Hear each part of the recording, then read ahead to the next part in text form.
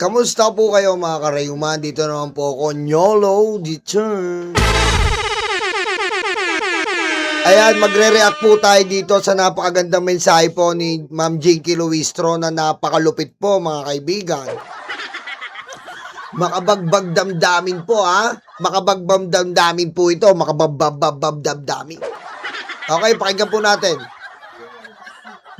Mr. Presiding Officer, the Honorable Cheese Escudero, the Honorable Senate President, Honorable Win Gatchalian, sa atin pong mga kagalang-galang na Senator Judges, mga minamahal na kababayan, sa loob ng bulwagan o sa labas man, mga nakatutok sa telebisyon, sa cellphone o sa radyo, saang sulok man ng mundo, kayo naroroon. Sa mansulok ng mundo na may Pilipino, ito'y para sa inyo. Wow, wowie. Aray ko.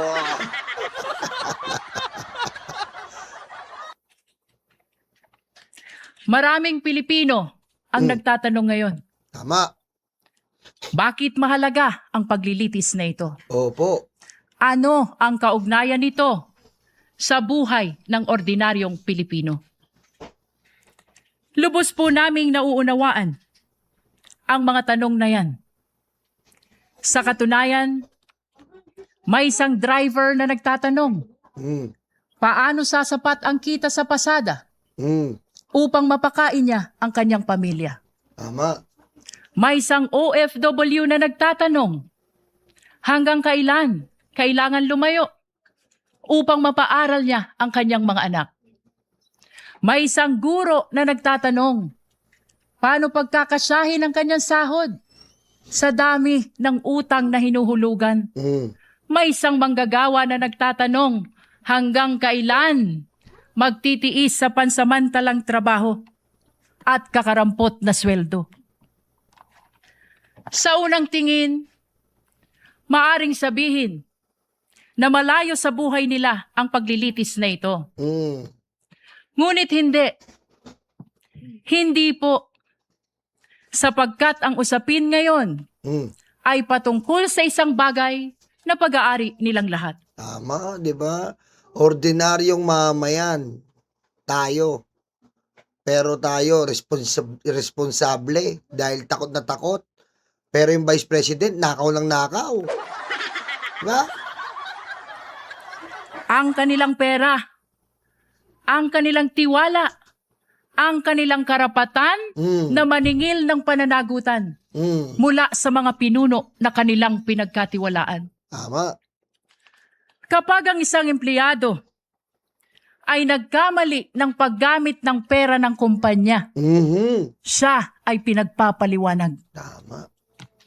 Kapag ang isang barangay treasurer, Nga pala, napansin nila yung parang laway ni Ma'am Jinky Luistro dito. Ayun na lang ang pipintasan ng mga DDS. Hanggang yun na lang pipintasan ng mga DDS. Kasi nga sa pool, pinipintasan nila ngayon yung laway ni Jinky Luistro. Di ba? Ako, dilaan ko yung laway ni Jinky para tumalino ako eh. Ganun din gawin nyo. Tanginan nyo mga DDS. Dilaan nyo para tumalino kayo. Aray ko. Wala pa naman kayo utak. Aray ko.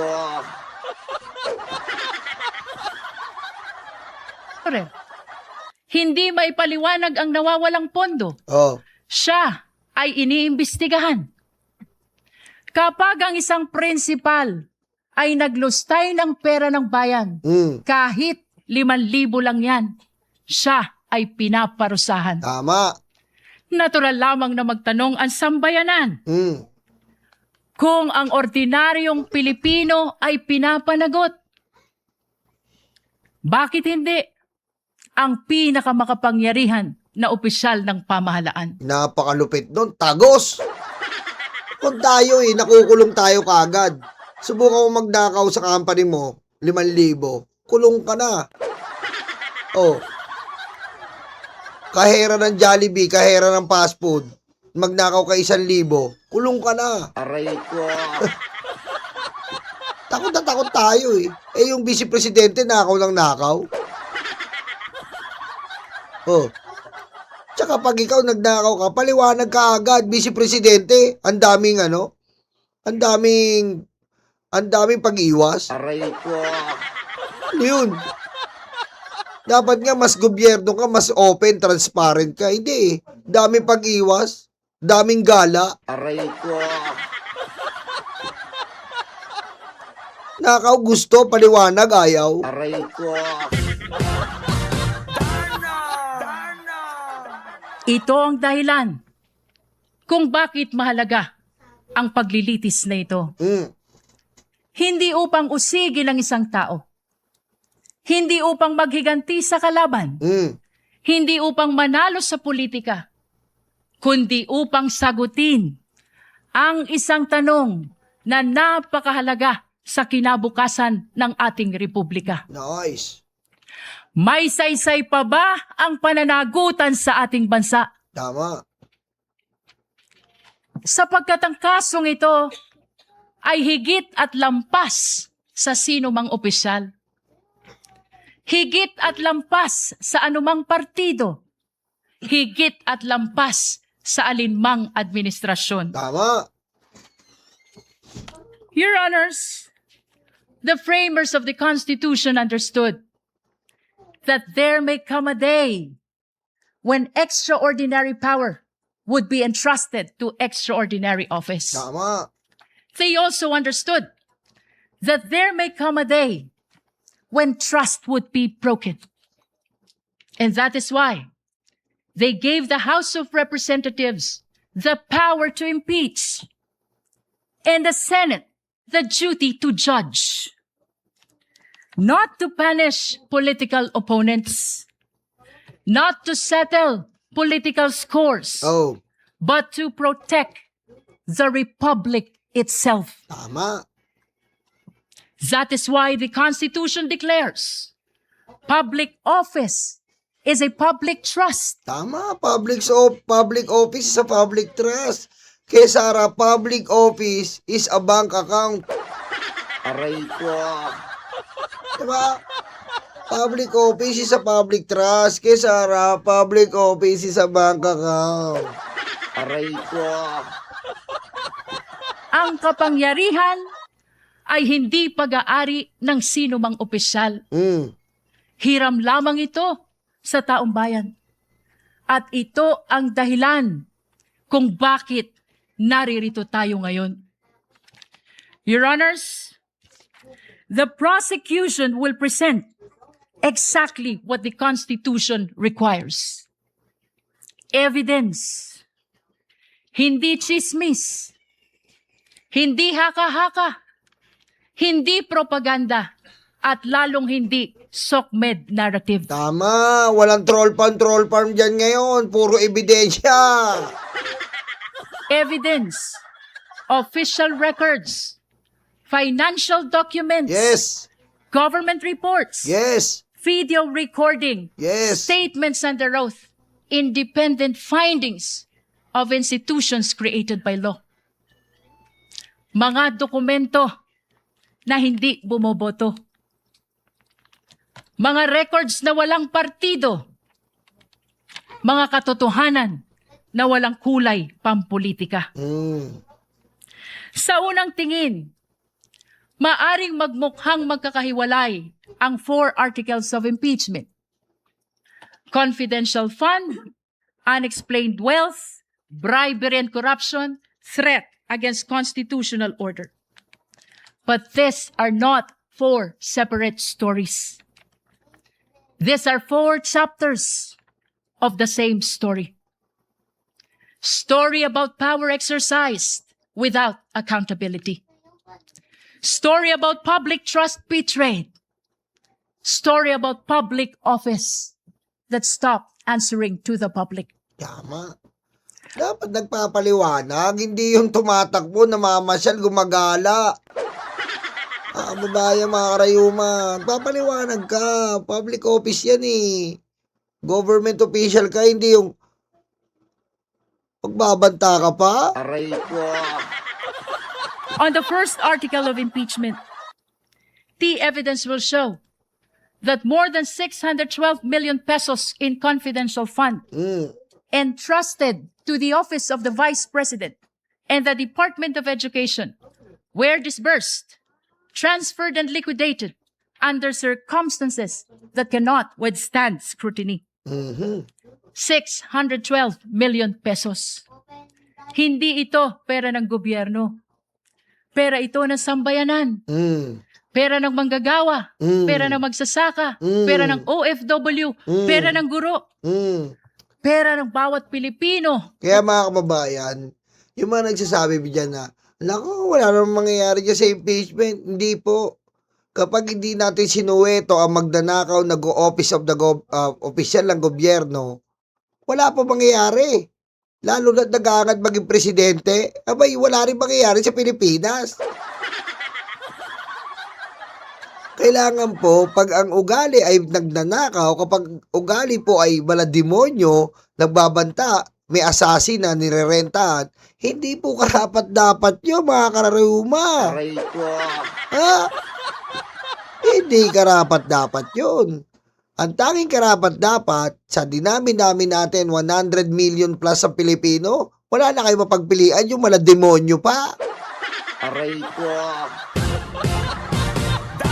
Tanungin ko kayo mga karayuma, mga kababayan. Gano'n na ba kababa? Gano'n ba kababa ang Pilipino sa pag-uutak? Ang dami natin, 100 milyong mahigit tayo dito sa Pilipinas. No choice na ba talaga tayo? Si Duterte na naman, Diablo na naman. Di ba?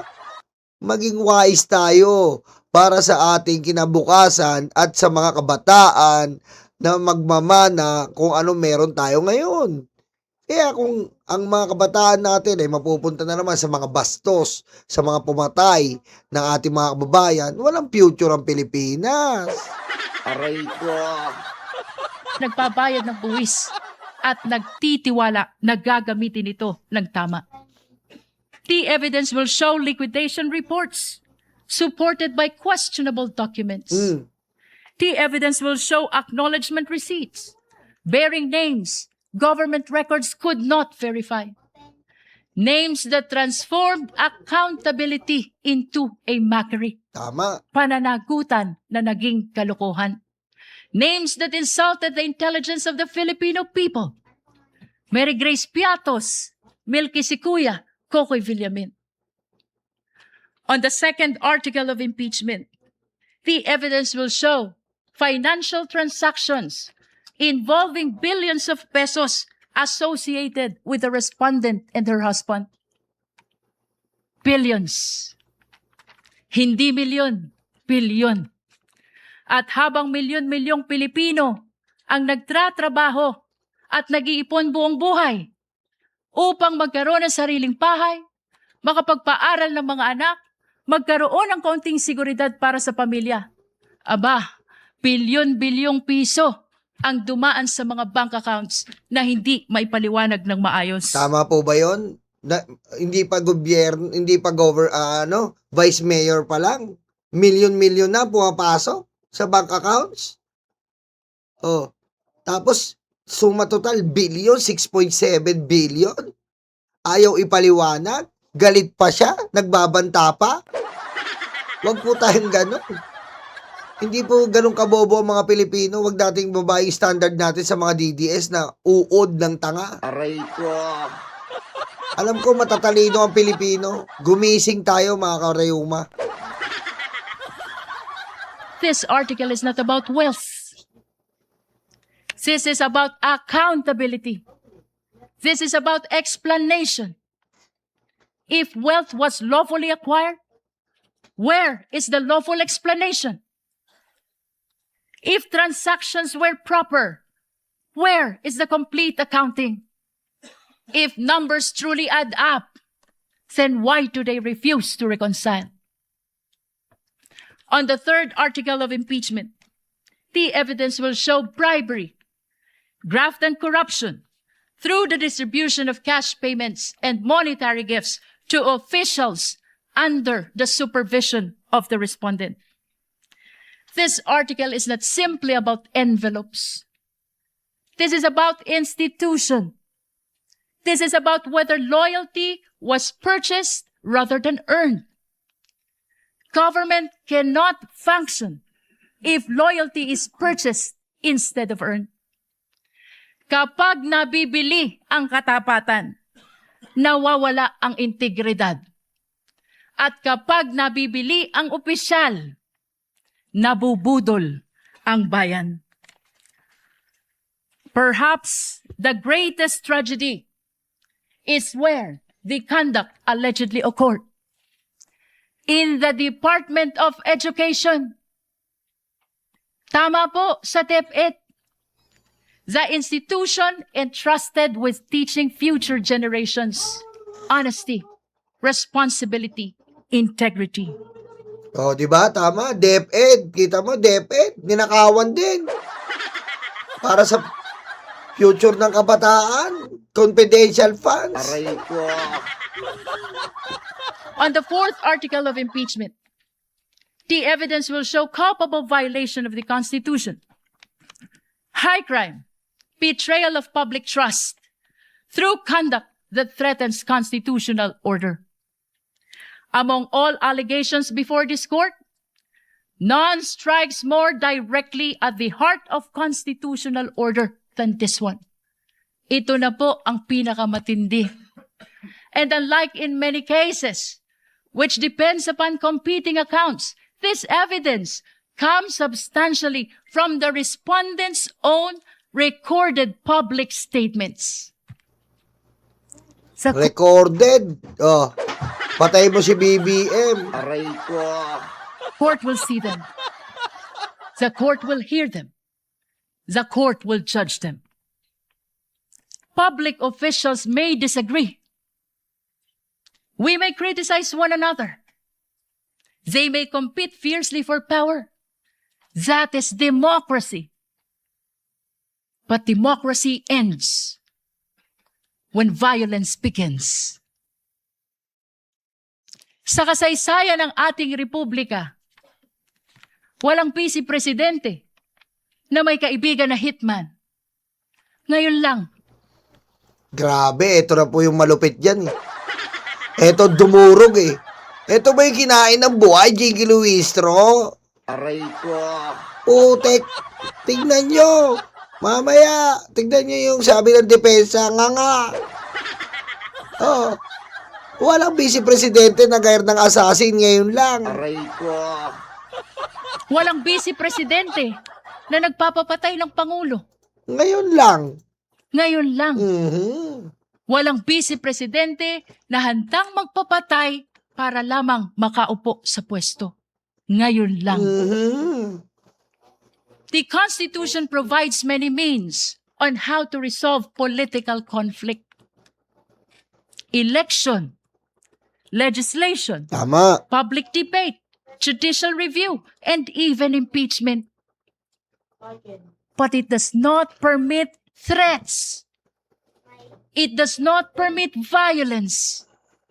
It does not permit people entrusted with power to place themselves above constitutional restraints. Your Honors, at the center of this case lies a simple question, perhaps the most important to any republic. When the people entrust power to a public official, does the public official remain accountable to the people? Or do the people become accountable to the public official? The Constitution's answer is very clear. Power belongs to the people. Public office is merely borrowed. And every borrowed power carries with it the obligation to account for its use. If a barangay treasurer must account for public fund, then so must the vice president. If an ordinary public servant can be investigated, then so can the highest officials of the government. If ordinary citizen is expected to obey the rules, Mm. then surely those who govern them must obey them first. Otherwise, what lessons do we teach our children? Tama. That there is law for the powerful and another for everyone else? That accountability exists only for the weak? That public office grants immunity against accountability? Tama, napakaganda. Hindi ang batas para lang sa mga makapangyarihan, sa mga matataas na opisyal. Dapat pantay din ang batas sa mahihina. Sheesh. Your Honors, this is not the republic envisioned by the Constitution. This is not the republic deserved by the Filipino people. Therefore, the prosecution asks only this. Look at the evidence. Listen to the witnesses. Examine the records. Follow the evidence wherever it leads. Judge this case not by politics, not by popularity, not by fear, not by loyalty. Judge this case by the Constitution. Oh, Judge this case by the evidence. Years from now, future generations will not remember today's political alliances.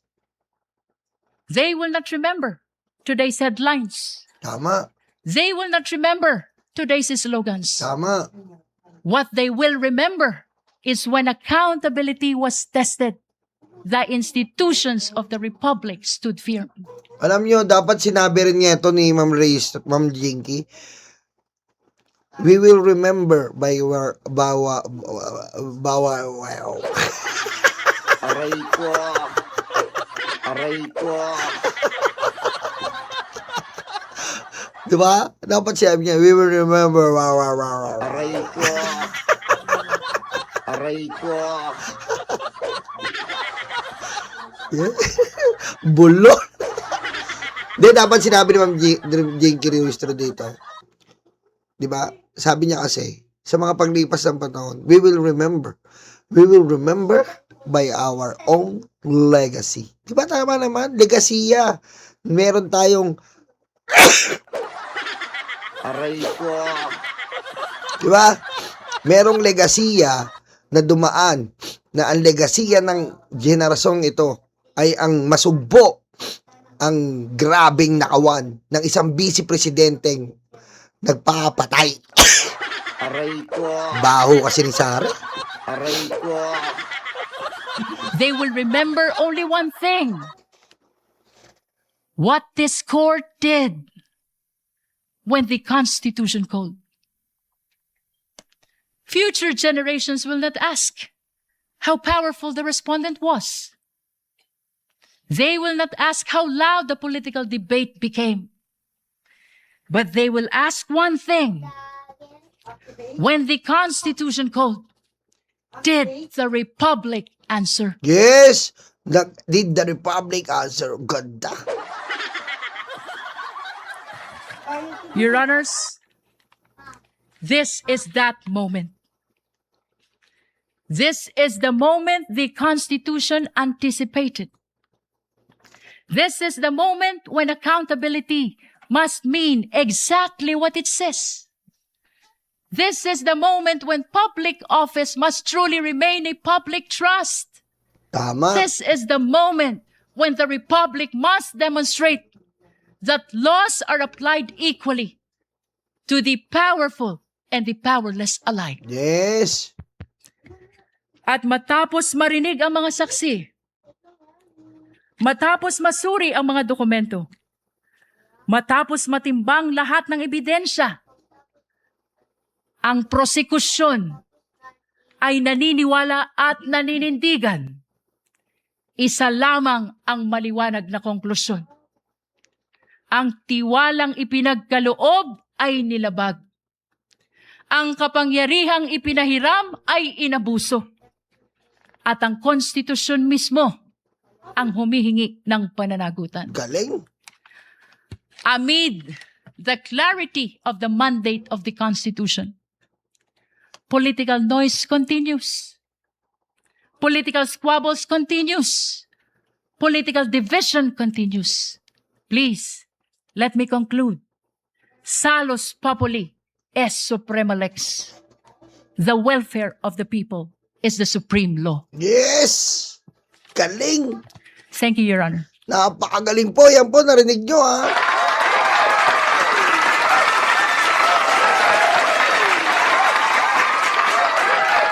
The welfare of the people is the supreme law. Yan po yung sinasabi natin dito, eh. Tayo mga taong bayan, ang pinakamalakas. Di ba? Yan ang taong bayan po ang pinakamalakas talaga. Di ba? Kaya nga may konstitusyon, eh, para sa taong bayan. Oh, yan po ba yung kinain, no? Yung Jinky Luistro? Napakalupit! Ayan po mga kababayan, ang opening speech ni Jinky Luistro, napakalupit po, trending na trending po. Maraming salamat po, karayong na-miss ko po kayong lahat. Ako na naman po to, si Nyolid Third. Maraming salamat po, palike-like na lang po. And pasubscribe po dito sa channel natin. Huwag kang aalis, okay? Huwag kang aalis. Aray ko. Ha? Aray ko. I love you all mga karayuma. BMB family, shout out.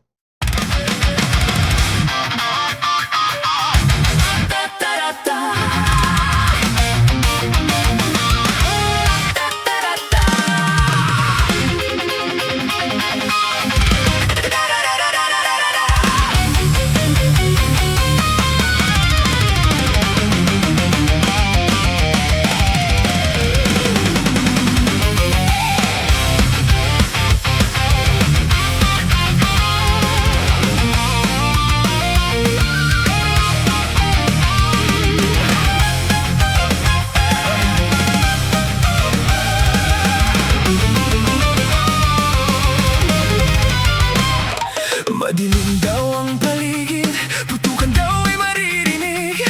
Takot sa kanilang mata, ikaw ay madadala.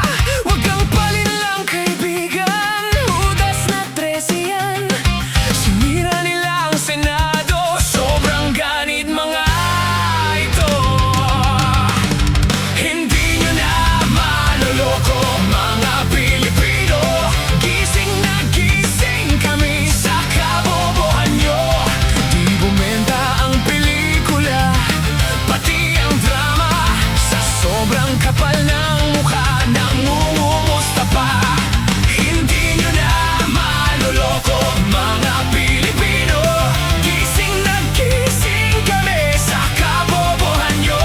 Di bumenta ang pelikula, pati ang drama. Sa sobrang kapal ng mukha, nangungumusta pa. May kaso at may sabit, sila sama-sama. Sigaw ng puso'y Duterte, abay nakakaputang ina. 10 utos kaibigan, huwag patayin ang kapwa mo. Tinago nila si Bato, pinatakas din ito. Hindi nyo na maloloko mga Pilipino. Gising na gising kami sa kabobohan nyo. Di bumenta ang pelikula, pati ang drama. Sa sobrang kapal na